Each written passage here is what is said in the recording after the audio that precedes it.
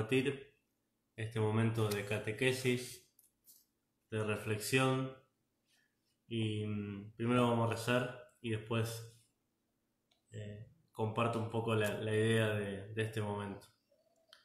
En nombre del Padre, del Hijo, del Espíritu Santo. Amén. Oh Trinidad Santa, te damos gracias por haber concedido a la Iglesia, al Papa Juan Pablo II, y porque en él has reflejado la ternura de tu paternidad, la gloria de la cruz de Cristo y el esplendor del Espíritu de amor.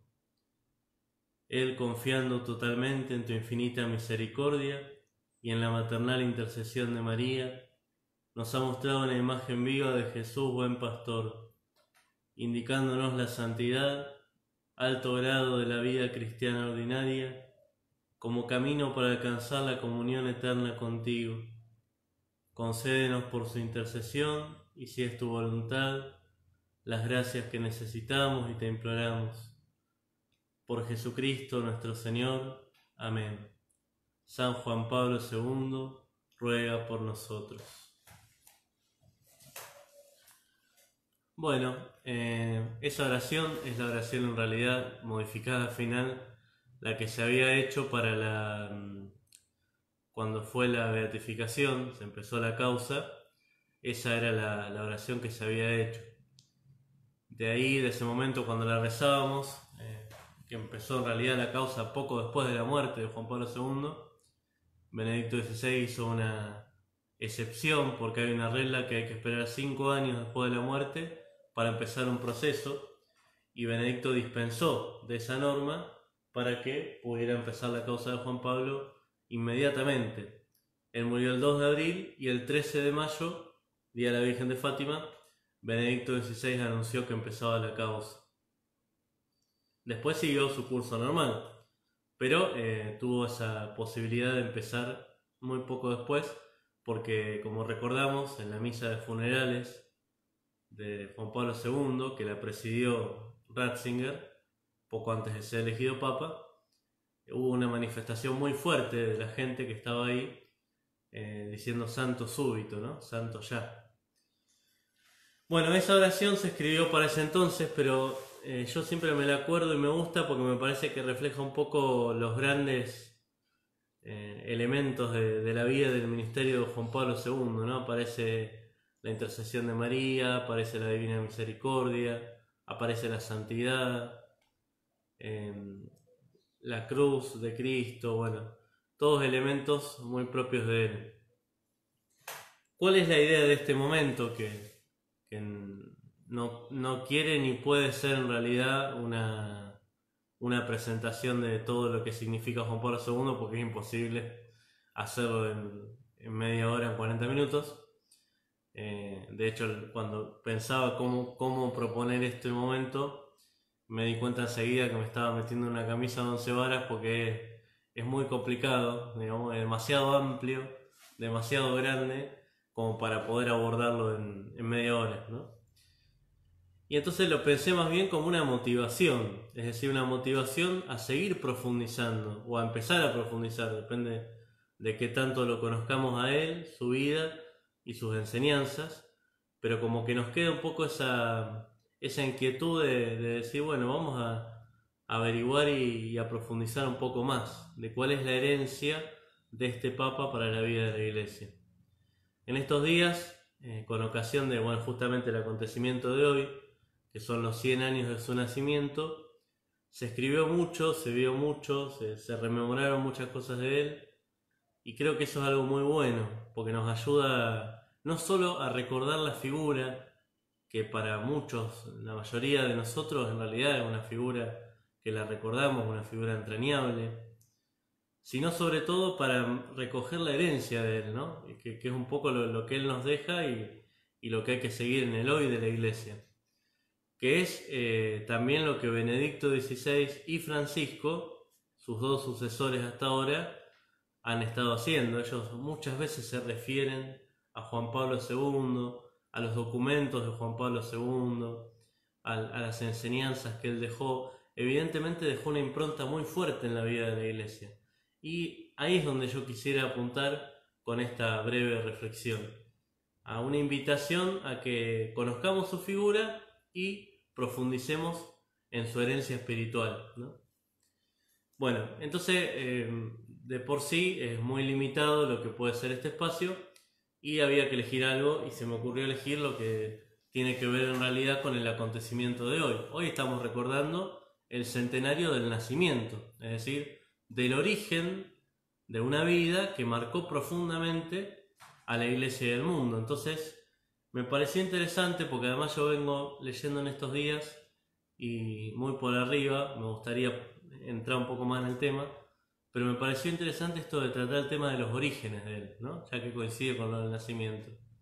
Porque un poco lo que yo pienso, o voy viendo, voy descubriendo, es que en los orígenes de Juan Pablo II, de Karol Wojtyła, de alguna manera ya está, los grandes temas de él aparecen ya al principio, ¿no? Como que hay una marca en su vida personal de la cual surgen los grandes temas que él después va a desarrollar siendo papa, con gestos, con documentos, con enseñanzas.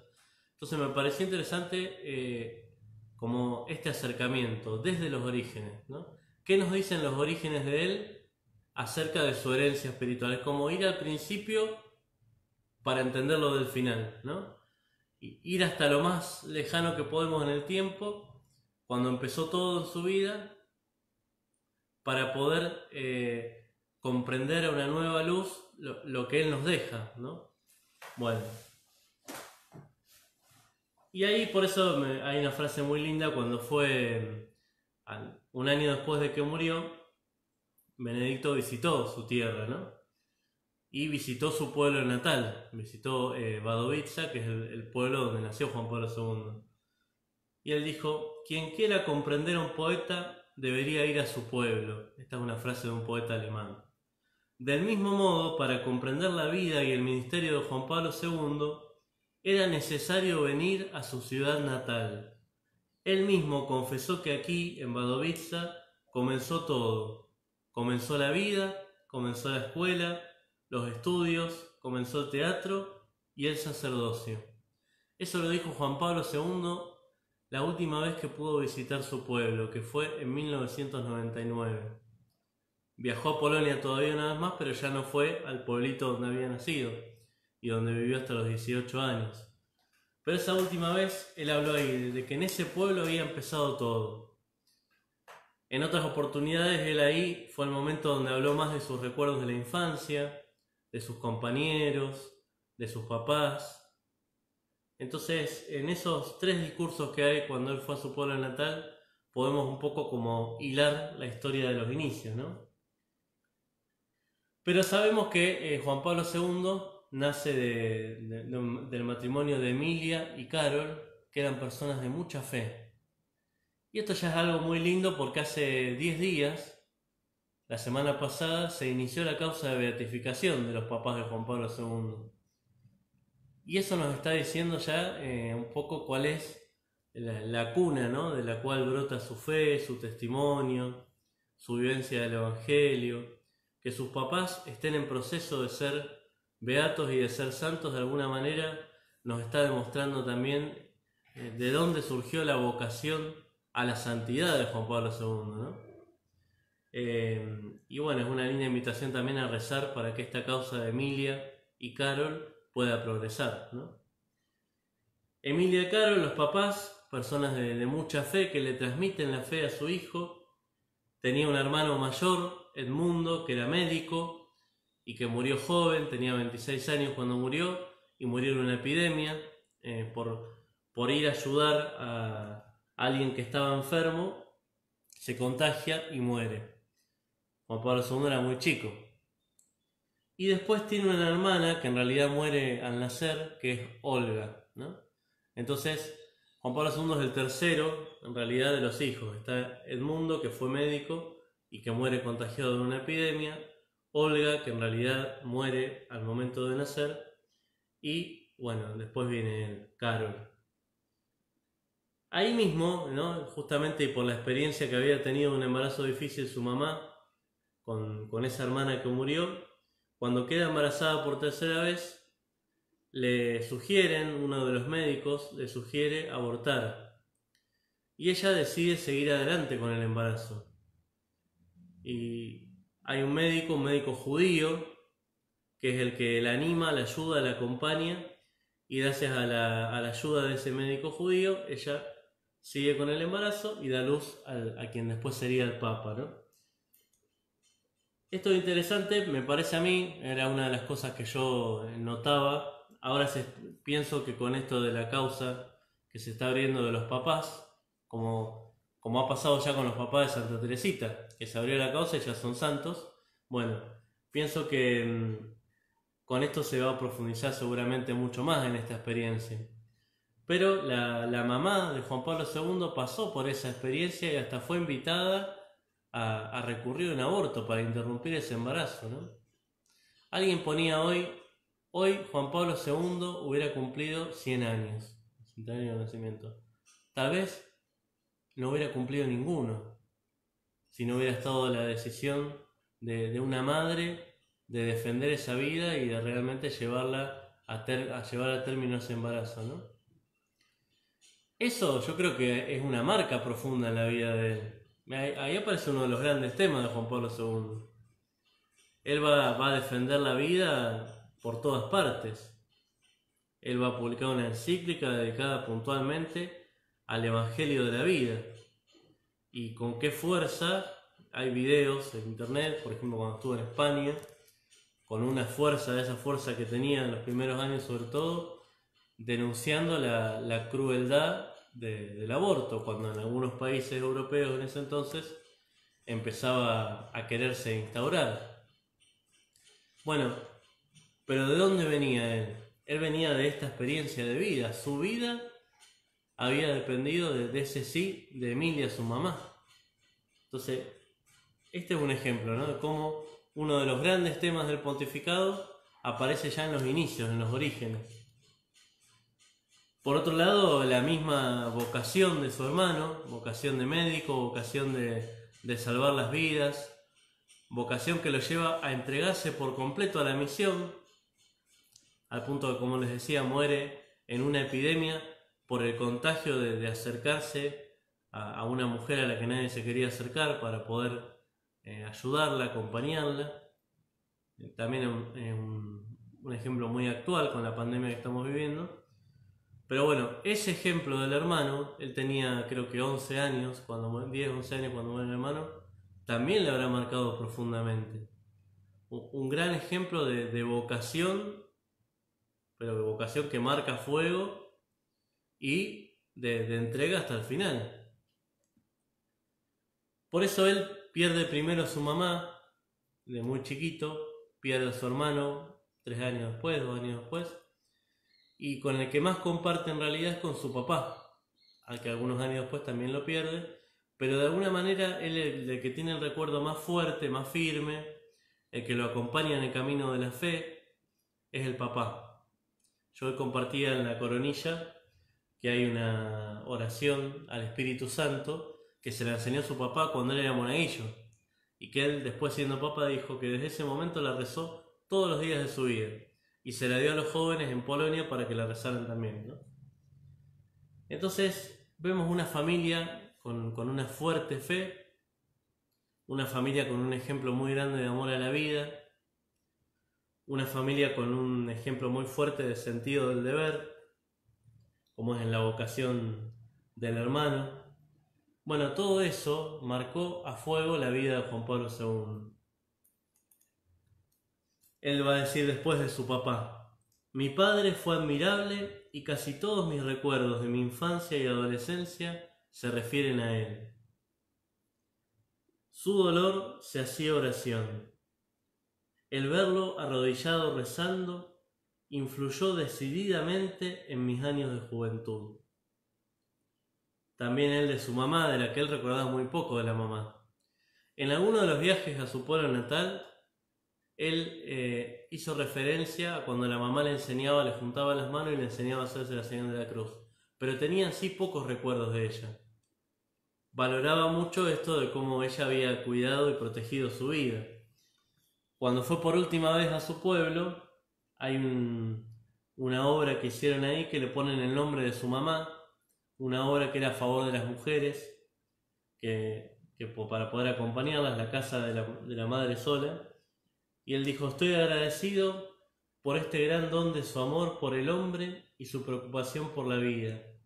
Mi gratitud es más grande todavía porque esta casa lleva el nombre de mi mamá, Emilia. Creo que la que me dio a luz y rodeó mi infancia con amor también se ocupará de esta obra. Él también, al hablar en ese último viaje a su patria, al recordar, es notable como en ese discurso él recuerda mucho, se empieza a explayar. Está el video en polaco, obviamente, pero tiene la traducción ahí, y él se empieza a explayar y a recordar, y acá estaba, y acá vivía tal persona, y acá tal otra, y acá estaba tal... Bueno, y entonces habla de su fe, de los orígenes de su fe, y entonces dice: gracias, Padre mío, Madre mía, hermano mío, ¿no? Hay uno de los... Don y Misterio es un libro biográfico de él, que en realidad es un poco, él cuenta acá su vocación sacerdotal. Cuando cumplió 50 años de sacerdote en el 96, él le piden y pone por escrito lo que es el testimonio de su vocación sacerdotal en este libro Don y Misterio. Varios años después le van a pedir, porque él acá llega, digamos, hasta sus primeros años de sacerdote, hasta que lo eligen obispo. Y cuando pasan los años y cumple 25 años como papa, le piden que continúe la historia, y entonces escribe que es Levantaos vamos, que es de alguna manera toda su elección como obispo y todos los años que vivió como obispo y ahora, y después como papa, ¿no? Pero Don y Misterio cuenta un poco los orígenes de su fe y de su vocación. Y él ahí habla y hace un balance de cómo dice las influencias de mi vocación.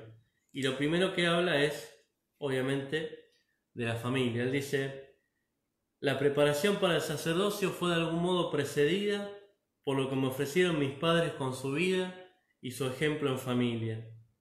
Mi reconocimiento sobre todo para mi padre, que enviudó muy pronto.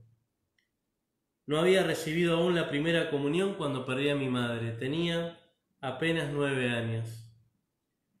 Por eso no tengo conciencia clara de la contribución seguramente grande que ella dio a mi educación religiosa.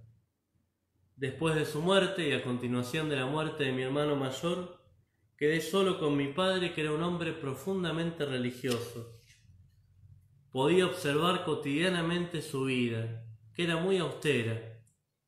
Era militar de profesión y cuando enviudó su vida fue de constante oración.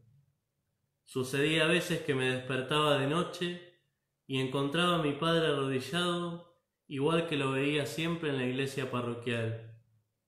Entre nosotros no se hablaba de vocación al sacerdocio, pero su ejemplo fue para mí, en cierto modo, el primer seminario, una especie de seminario doméstico. Entonces ahí aparece otro de los grandes temas de Juan Pablo II, que es la familia.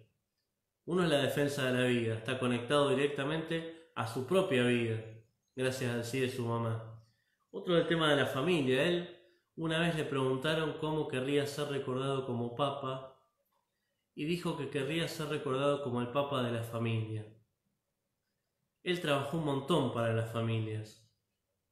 Él convocó, como hizo algunos años atrás el Papa Francisco, él fue el primero en convocar un sínodo de los obispos de todo el mundo dedicado a la familia.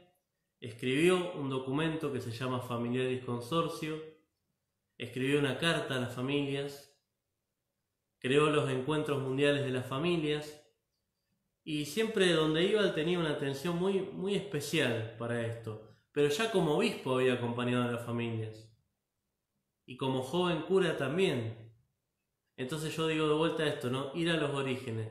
En los orígenes de su vida está esta experiencia de familia. Una experiencia de familia llena de sufrimiento, llena de dolores, pero muy centrada en la fe, donde él experimentó y conoció el amor. Entonces, cuando él después realmente se dedique y se entregue a la causa de las familias, va a estar esta experiencia de sus orígenes. En base a eso, él se va a entregar al servicio de las familias. Él también varias veces dijo que en los acontecimientos que como papa le tocó sufrir, estuvieron conectados a la realidad de la familia. Por ejemplo, el día del atentado, el 13 de mayo del 81, él iba, de hecho lo hizo después, iba a erigir el Instituto para el Matrimonio para la Familia.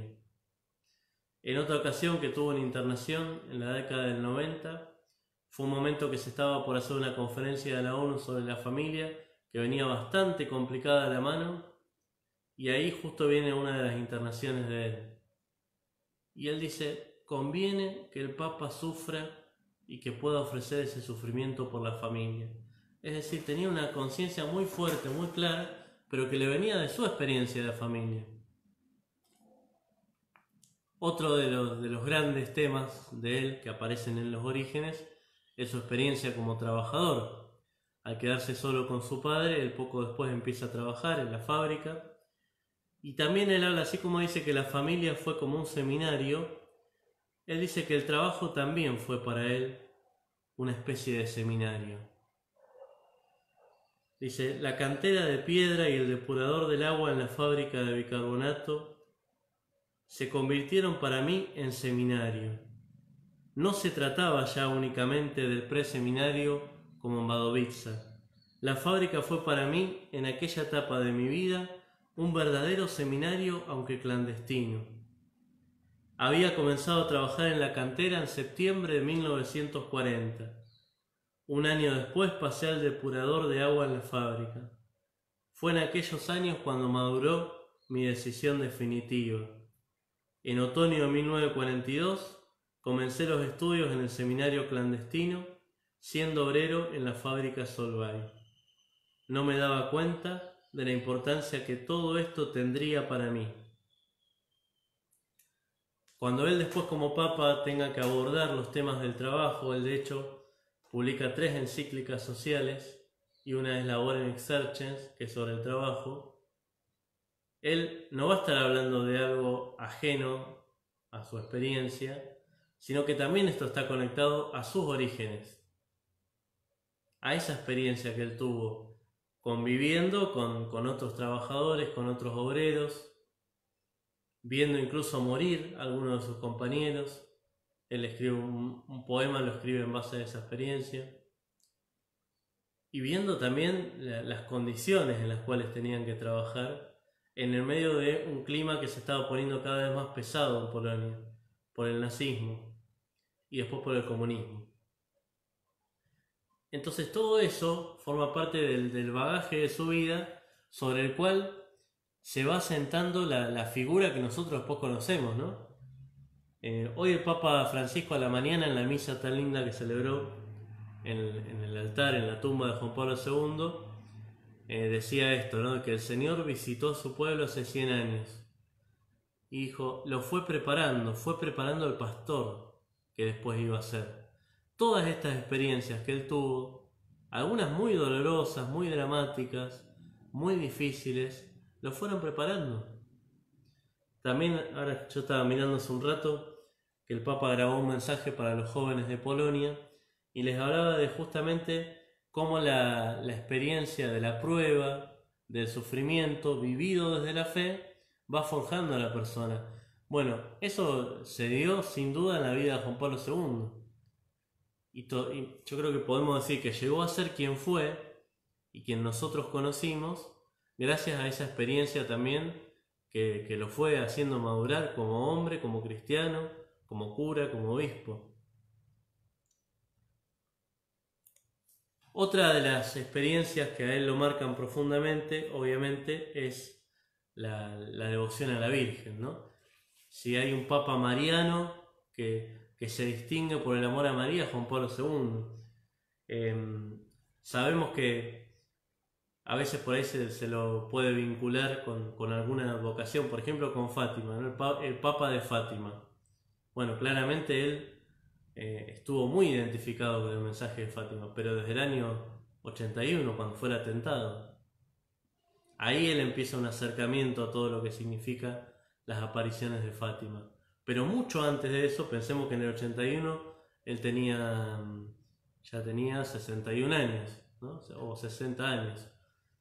Mucho antes de eso, cuando era niño, cuando era pequeño, ahí empieza su historia de devoción mariana. Y eso es algo que en la niñez lo marcó a fuego para toda la vida. Todos esos gestos de devoción que veríamos después de Juan Pablo II con la Virgen, en su tierra natal, en Roma, y en cada uno de los viajes que hizo por el mundo, como él deseaba ir al santuario mariano.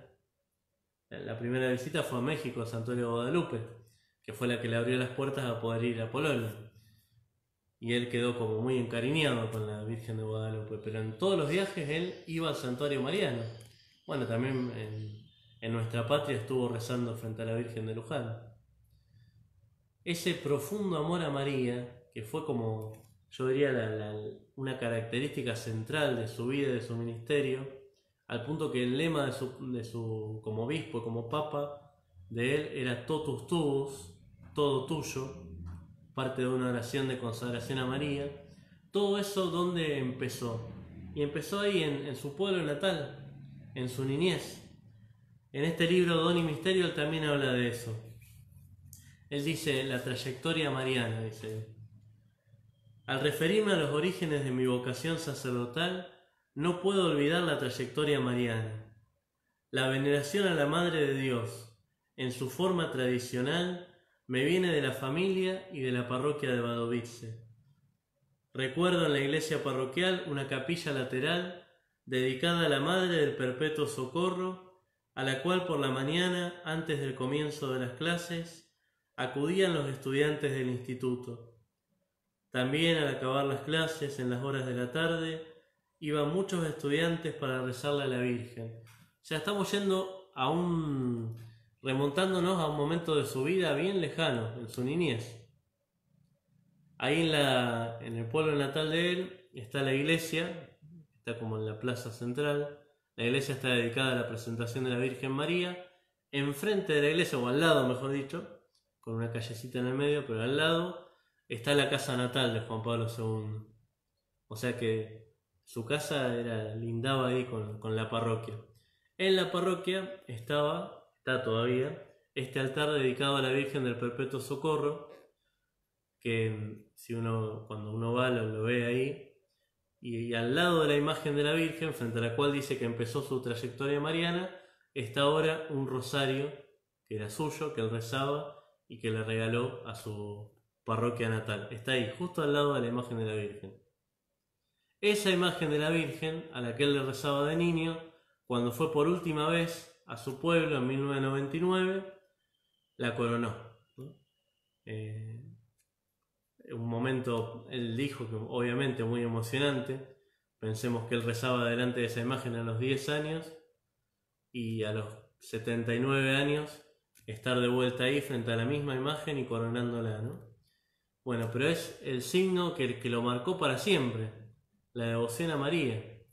Después de ahí va a brotar el año mariano que convocó, la encíclica que escribió sobre la Virgen, Redentoris Mater, que es un documento hermosísimo que tendríamos que leer, que es muy, muy, muy lindo y muy dedicado a María, o la carta sobre el Rosario.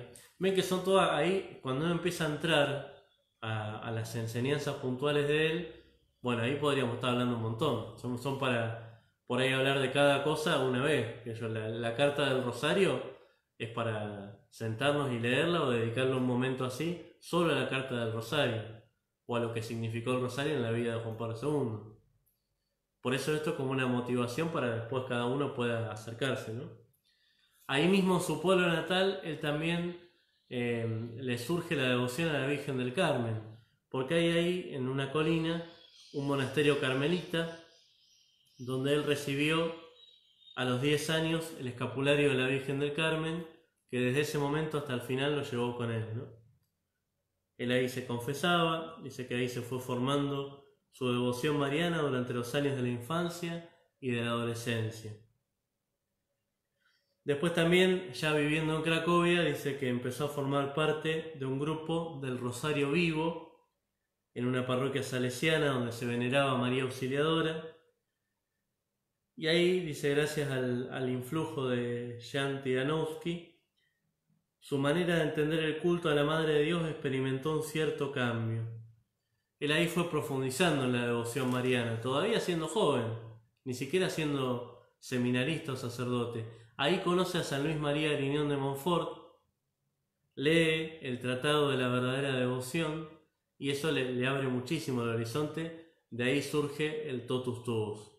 Pero estamos todavía en los primeros años de la vida de él, ¿no? Cómo lo marcaron profundamente.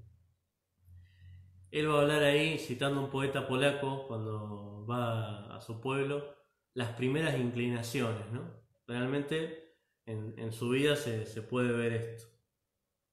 Bueno, él ahí dice que ese grupo del Rosario Vivo y al conocer a San Luis María Griñón de Montfort, bueno, le ayudó muchísimo a profundizar su devoción mariana y a darse cuenta que María siempre nos lleva a Jesús. Porque él dice que en un momento se preocupó de que tal vez no estaría centrándose demasiado en María y como dejando atrás a Jesús, ¿no? Y él ahí entonces pudo llegar a una respuesta gracias a todo lo que leyó. Y ahí conoció esta oración de consagración a la Virgen, de la cual tomó después el inicio para su lema episcopal, Totus Tuus. Dice que ahí empezó a descubrir todas las riquezas de la devoción mariana. Dice, cuando era niño escuchaba las horas de la Inmaculada Concepción de la Virgen María, cantadas en la parroquia, pero después me di cuenta de la riqueza que tenían. Lo mismo sucedió con los cantos populares, entre los cuales ocupa un lugar especial el diálogo del alma con la Madre Dolorosa. Y ahí también hay, cerca de Cracovia, hay un santuario, que es el santuario de Calvaria, donde él iba, es la misma arquidiócesis de Cracovia, y es donde él iba con su papá en peregrinación. Otro lugar clave en su vocación y en su misión y en su devoción a la Virgen, el santuario de Calvaria. Cuando él después va a ser obispo de Cracovia, ese era como el santuario mariano de la diócesis, dice que muchas veces fue ahí a descargar todos los problemas que tenía, ¿no? Dice, iba allí con frecuencia. Este itinerario desde niño, y más aún como sacerdote y como obispo, me llevaba frecuentemente por los senderos marianos de Calvario. Iba allí con frecuencia, caminaba en solitario por aquellas sendas, presentando en la oración al Señor los diferentes problemas de la Iglesia, sobre todo en el difícil periodo que se vivía bajo el comunismo. Mirando hacia atrás, constato cómo todo está relacionado. Hoy como ayer nos encontramos con la misma intensidad en los rayos del mismo misterio. Es muy lindo leer estos libros, tanto el Don y Misterio sobre todo, como también este otro Levantados Vamos, porque es una lectura que le hace ya con casi 80 años, ¿no? Vuelve a los orígenes y ahí va viendo como las conexiones en su vida, ¿no? Como dice acá, hablando de la devoción mariana. Entonces nos ayuda mucho a armarnos un poco el mosaico de la vida y del corazón de Juan Pablo II. Entonces, bueno, otro rasgo característico de él, que brota de los orígenes, la devoción a María. Después, esto con la experiencia, bueno, primero la experiencia de su patria, ¿no? Que la patrona de la Nuestra Señora de Czestochowa, él ahí muy fuertemente estaba marcado por la Virgen de Czestochowa, la Virgen Negra. Siendo papa, la experiencia del atentado del 13 de mayo del 81 es impresionante como lo marca, porque él ahí enseguida se remite a Fátima. Ahí es cuando lee el tercer secreto, lo hemos charlado el otro día en razón de la catequesis sobre Fátima. Y bueno, ahí él consagra al mundo al Inmaculado Corazón de María, ¿no? Pero los orígenes están mucho más atrás. Y después, bueno, la misma experiencia de la patria de él. Cuando uno lee cualquier cosa de Juan Pablo II, se encuentra enseguida con ese sano orgullo de su propia patria, ¿no? Él realmente amaba a Polonia. Pero cuando uno después conoce un poco la historia de Polonia, se da cuenta que esto de Juan Pablo II es algo propio de los polacos. Porque la historia de ellos es tan sufrida, la han pasado tan mal como pueblo, estando como ahí en el medio, digamos, de las grandes potencias, que les tocó sufrir mucho, pero sin embargo tienen una conciencia muy fuerte de su identidad como pueblo. Es lo único que puede explicar cómo un pueblo que durante años, muchos años, no estuvo constituido como nación, digamos, o sea, fue desterrado como Estado, mejor dicho, siguió conservando esa conciencia de patria. Cuando después vuelve a ser reconocido como Estado, pudo ser porque los polacos tenían una conciencia muy fuerte, cultural, de la propia patria. Bueno, eso Juan Pablo II lo vivió hasta el fondo. Y lo vivió en el medio de un periodo oscuro y difícil de la historia de Polonia y de Europa, primero con el yugo del nazismo. Él vio de cerca todos los crímenes y la crueldad del nazismo. Cuando como papa en el 79 va al campo de concentración de Auschwitz, él ya había ido antes como arzobispo de Cracovia, porque estaba ahí, cerca de Cracovia mismo, pero él ahí va con toda la carga de su pueblo, de los millones de polacos que murieron en la Segunda Guerra Mundial y víctimas del nazismo y que murieron ahí en el campo de concentración. Cuando se liberan del nazismo caen bajo el yugo del comunismo ateo que durante décadas los oprime. Bueno, esa experiencia que fue terrible, porque la fe se tenía que vivir en la clandestinidad, esa experiencia también lo marcó a fuego a él, para su ministerio como papa, para cuando empezó a llevar el evangelio a todas las partes del mundo, en ese trabajo misionero incansable. Ningún papa sabemos que ha viajado como él. Son pocos los países que no llegó a visitar y porque no quisieron que visite, no pudo, digamos. Algunos de los cuales Benedicto y Francisco han podido hacer algunos viajes que él no llegó a hacer y otros todavía quedan cerrados, ¿no? Como Rusia, China, que son por ahí los países más cerrados a la visita de un papa. Pero cuando él iba se encontró, le tocó la época de muchas dictaduras en los distintos continentes, bueno, pero él antes había pasado por la experiencia del sufrimiento, de la guerra, de la dictadura, de la persecución a la fe en su patria. Eso también lo fue forjando. Esto también lo dice en Don y Misterio, dice, cuando habla de su vocación, que él la va descubriendo, dice, esto ocurría durante los terribles acontecimientos que iban desarrollándose a mi alrededor en Cracovia, en Polonia, en Europa y en el mundo. Compartí directamente solo una pequeña parte de cuanto mis compatriotas experimentaron desde 1939. Pienso de modo particular en mis coetáneos del Instituto de Wadowice, amigos míos muy queridos, entre los cuales había varios judíos. Algunos eligieron el servicio militar en el año 38. Parece que el primero que murió en la guerra fue el más joven de la clase. Después conocí solo a grandes rasgos la suerte de otros caídos en varios frentes, o muertos en campos de concentración, o enviados a combatir en Tobruk y en Montecassino, o deportados a los territorios de la Unión Soviética. Se me ahorró mucho del grande y horrendo teatrum de la Segunda Guerra Mundial.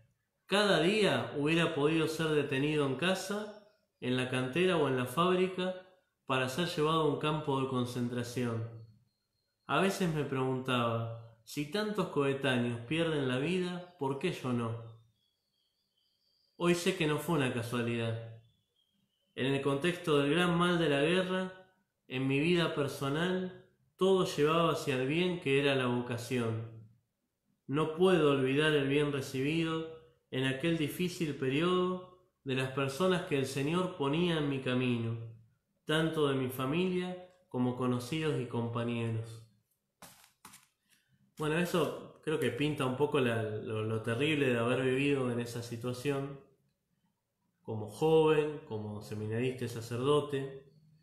Como obispo ya le tocó enfrentar al comunismo desde otro lado, pero eso lo preparó para poder enfrentar, como le pasó, las dictaduras en el resto del mundo, y no solo las dictaduras, porque muchos de los países que él visitó, gobernados por dictaduras, después los volvió a visitar cuando ya estaban en democracia. Un ejemplo fue su misma patria.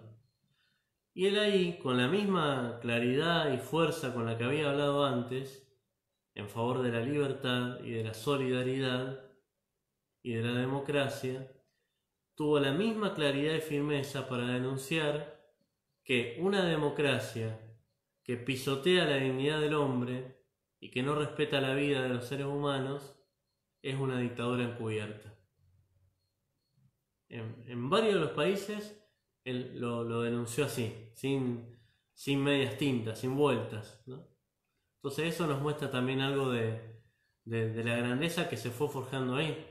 Otro tema, el diálogo con el judaísmo. Sabemos que es el primer papa en entrar a una sinagoga.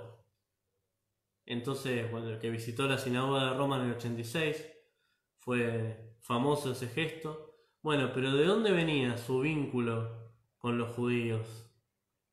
¿De dónde venía ese vínculo? Bueno, de ahí.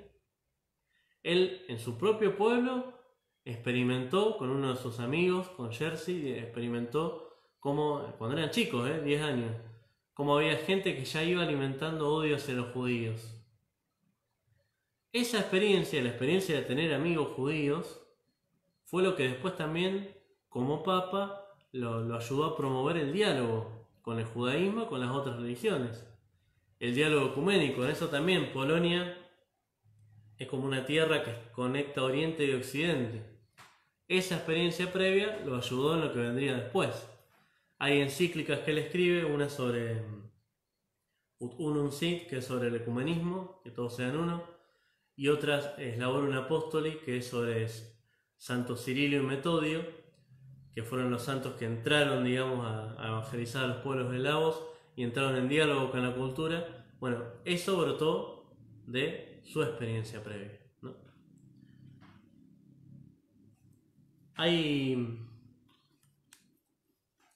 Cuando él lo eligen papa, ¿no? Todos conocemos, recordamos esa famosa homilía: no tengan miedo, abran de par en par las puertas a Cristo.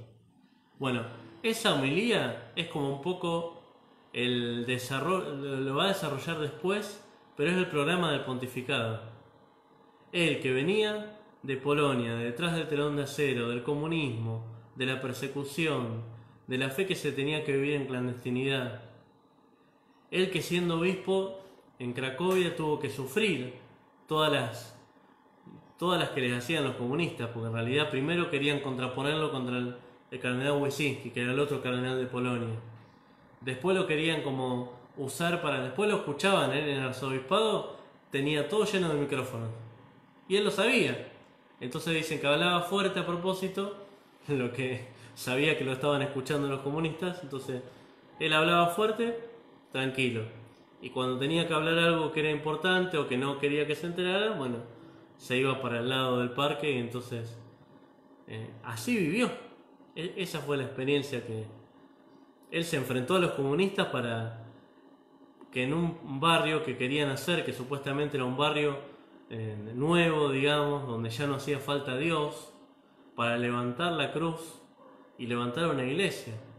Y acompañó ahí a los empleados de esa fábrica y los acompañó en la fe. Como obispo fue a celebrar la misa de Nochebuena para poder demostrar que Cristo tenía algo para decir ahí. Bueno, toda esa experiencia la lleva a Roma. Cuando llega a Roma lo eligen papa, ¿qué dice? No tengan miedo, abran de par en par las puertas a Cristo. Ese va a ser el programa de su vida, abrirle las puertas a Cristo. Él, que vivió en un sistema que le cerró las puertas a Cristo, durante todo su pontificado, con todos sus gestos, con todos sus viajes, con todos sus documentos, con todo su sufrimiento, porque es el papa del sufrimiento también, va a buscar abrirle las puertas a Cristo para servir al hombre, en esa primera homilía programática decía: ayuden al Papa y a todos los que quieren servir a Cristo y con la potestad de Cristo servir al hombre y a la humanidad entera. Abran a Cristo los confines de los estados, los sistemas económicos y políticos, los extensos campos de la cultura, de la civilización y del desarrollo.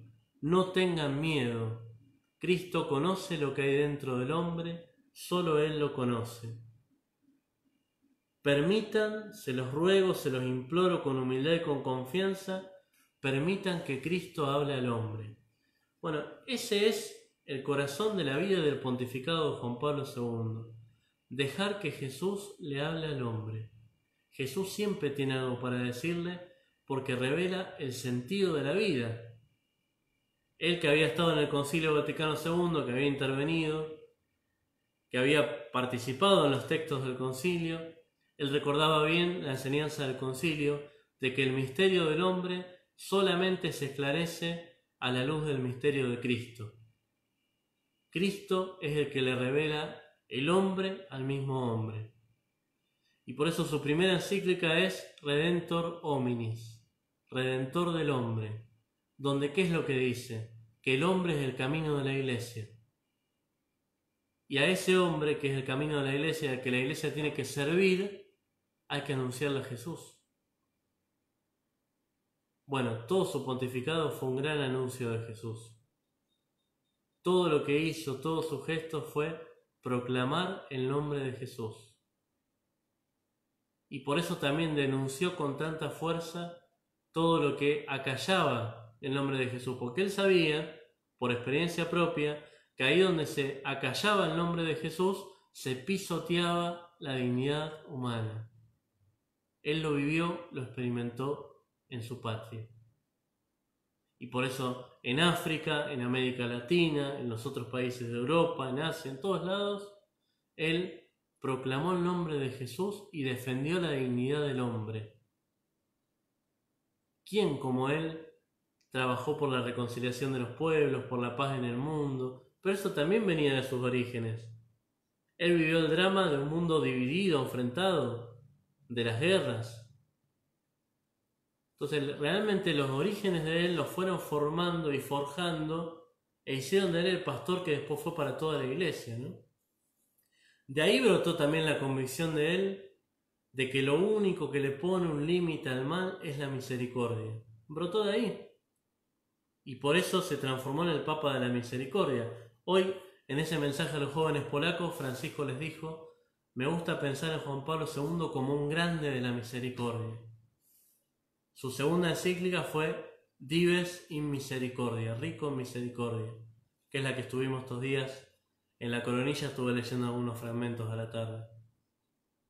Entonces, el Papa de la Virgen, el Papa de la Misericordia, el Papa de la Santidad, porque le ha dado a la Iglesia muchísimos santos y beatos, y sobre todo él quiso mostrar cómo cualquier vivencia, cualquier vocación en la Iglesia, en realidad es una vocación a la santidad. Por eso canonizó a obispos, a sacerdotes, a matrimonios, a catequistas, a jóvenes, el Papa de los jóvenes y de las familias. Lo de las familias lo hemos hablado, lo de los jóvenes empezó siendo él un joven cura también. Después como Papa hizo un trabajo hermoso con los jóvenes, pero todo había empezado en su patria, en su pueblo. Bueno, esto un poco nos pinta lo que fue, ¿no? Juan Pablo II, pero desde cómo lo marcó la vida que vivió. Él podría haber sido un resentido con la vida que tuvo. Perdió a su familia, le tocó vivir en un periodo de entreguerras, le tocó estar con 2 dictaduras atroces, le tocó ver morir a amigos, a compañeros, ver frustrada su vivencia de una juventud normal, porque el teatro lo tenía que hacer en la clandestinidad, el estudio lo tenía que hacer en la clandestinidad.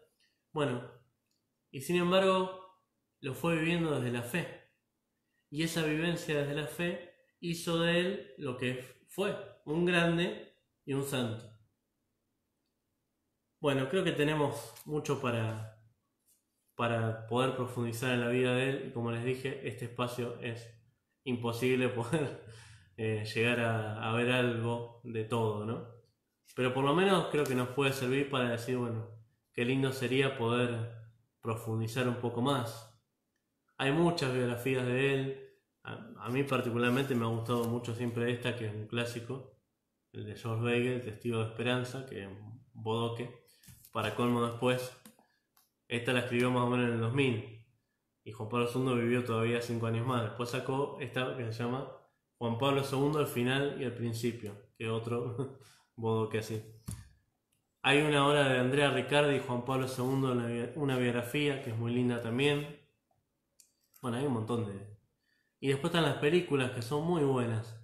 Carol, el hombre que llegó a ser papa, son 2 partes, cada una dura 3 horas, pero se ve uno realmente se entretiene viéndola porque está muy bien hecha, es apasionante y nos da un pantallazo de toda la historia que es magnífico. Realmente nos ayuda a entender un poco la historia, ¿no?